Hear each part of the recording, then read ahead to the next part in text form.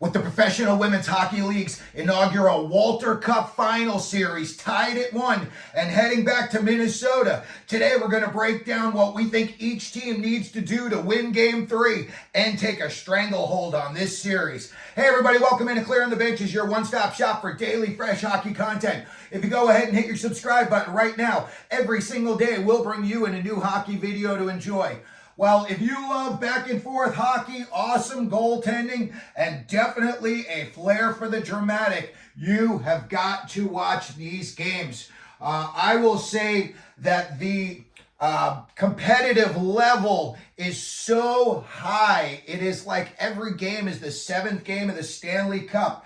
When you're watching these women play, they are the best of the best. So far, the series is tied at 1.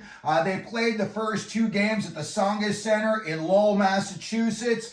Boston won the first game 4-3, and Minnesota came back with a shutout win 3-0 in Game 2 to tie the series. And now we're headed back to Minnesota. So let's take a look at what we think Boston's going to need to do, not only to win Game 3, to get back on track, and, you'd be 1 game away from winning the Walter Cup. So I think Boston, what they are going to need to do in the offensive zone, Minnesota's got like a brick wall, and you can't get into the middle. I really think if somehow Minnesota is able to break that wall and get in there, they're going to have to be very forceful to do that.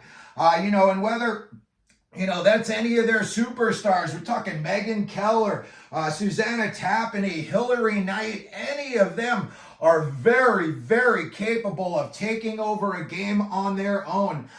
They're going to have to figure out a way to get into the sweet spot, to get into the slot. It seems like, up until the 3rd period of that second game, Minnesota really had Boston on the outside, and it didn't look like Boston could really, get the shots that they were looking to get. So that's going to be something we're definitely going to be watching for in Game 3 to see if Boston is able to get into the dirty areas and, get the goals that they're looking for. That is for sure. And then the other thing I think they're going to need to do for Boston is they're going to have to make the goaltender for Minnesota uncomfortable. Now, I don't know if that's going to be Nicole Hensley. They're going to stick with her. They're going to go back to Maddie Rooney. That's kind of a cat and mouse game right now that, Boston's kind of think, they've got to worry a little about, which goaltender are we going to see. But Boston has got to figure out a way to make these goaltenders, whichever one it's going to be, uncomfortable. They've got to crash that paint. Again, they're on the outside so much, and these goalies are way too good. They pitched a shutout in the last game. They're way too good.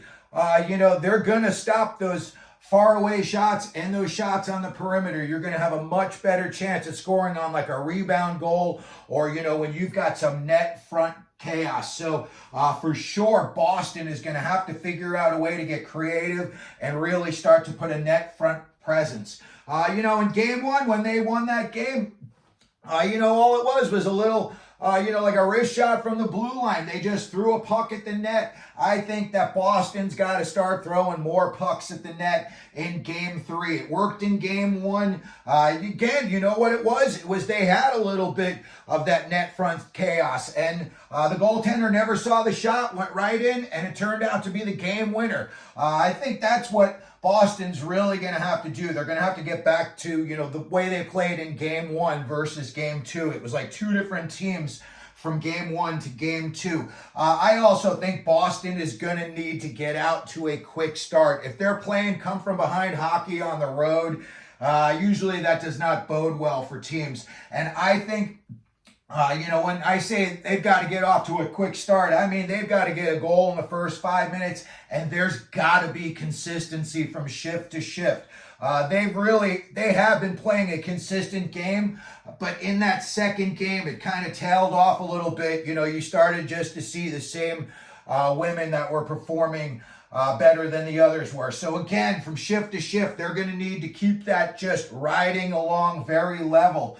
And again, Boston's very capable of winning these games. So It's going to be very exciting to see how it all turns out.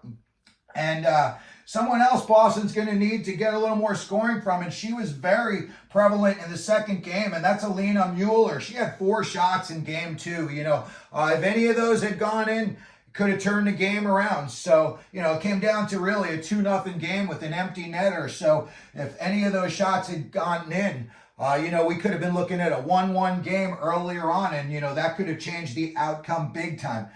So that's what I think Boston's going to need to do up in Minnesota if they're going to have a chance to win this series. And now for Minnesota, they're coming home. They've got all the momentum swinging in their favor right now. The number one thing I think they need to do is do not lose that momentum. Get off to a fast start. Stay tenacious. You got to put Boston in a hole. They've got to be down 1-0. If they go down 2-0 on the road, that is just really, really going to be difficult for them to dig themselves out of. So again, I think the first thing Minnesota is going to need to do is keep that momentum. If Minnesota were to score a goal in the first 5 minutes, that crowd at the XL Center is just going to be going crazy.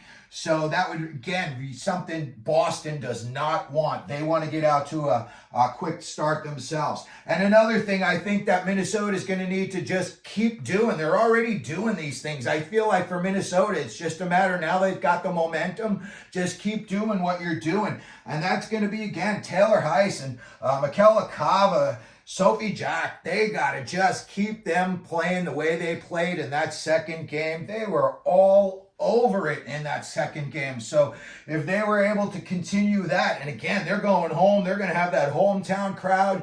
That place is going to be fired up. So I could see Boston having to play their best A game to get these wins. Otherwise, I could see Minnesota getting the win and actually, winding up winning the Walter Cup in front of their home crowd. So again, something that Minnesota just needs to do is just keep those 3 on track. Now, something they need to make sure does not happen, and that is they cannot let Hilary Knight dominate them. She is the elite of the elite, in my opinion. I love the way she plays. She plays mad. She plays great. If she were to start to feel it, if she got an early goal and now she's got the momentum back in her favor, watch out. She can light you up. And I know for sure that is definitely in the back of everybody on that Minnesota's team's minds. They are thinking about that in a big way. They don't want to say it, but they're definitely thinking it. So as far as for Minnesota, they cannot let Hilary Knight get on track and dominate them.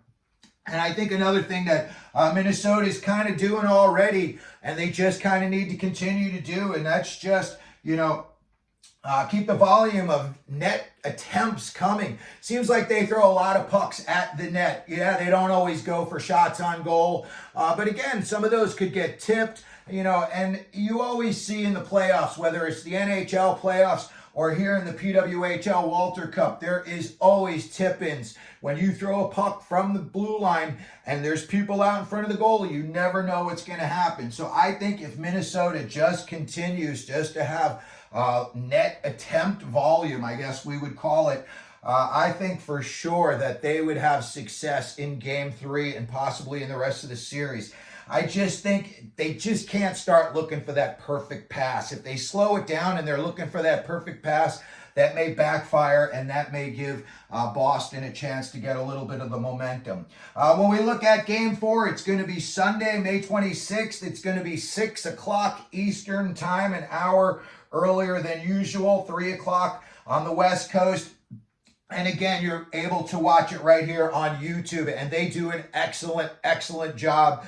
Like I said, the broadcast quality, it's very HD. It's awesome. And the commentators are really, really good. So that's going to do it for our little preview of Game 3 of the PWHL Walter Cup Final. Let me know what you think down in the comment section, who you think is going to win this series. If you could, please hit your like button, hit the subscribe button, and as we always do here at Clearing the Benches, let them know you're out there.